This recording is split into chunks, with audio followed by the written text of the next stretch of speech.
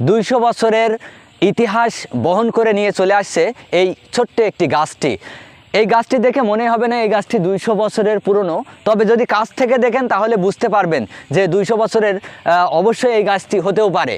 1971 সালে যখন স্বাধীনতা যুদ্ধ আমাদের দেশে হয়েছিল, সেই সাক্ষীও এই সুন্দর প্রকৃতির মাঝে নির্জনে থাকা এই হিজল গাছটি কিন্তু সেই স্বাধীনতা যুদ্ধের সাক্ষী হিসেবেও রয়েছে। আমরা শুনতে পেরেছি, বিভিন্ন মাধ্যমে জানতে পেরেছি যে এদের খাসকড়া এলাকায় যে সকল মুক্তিবাহিনী ছিল, বীরত্বের সাথে যুদ্ধ করে, বীরত্বের সাথে লড়াই করে এই দেশের মাটিকে স্বাধীনতার স্বাদ দেওয়ার জন্য চেষ্টা করেছিলেন।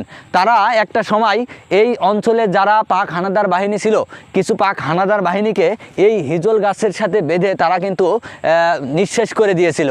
তো সেই সাক্ষীটি এই হিজল গাছ হয়ে রয়েছে। আর সর্বোপরি এই হিজল গাছটি 200 বছরের পুরনো। আপনাদেরকে যদি একটু দেখাই তাহলে দেখতে পারবেন যে এখানে দুই দিকে দুইটি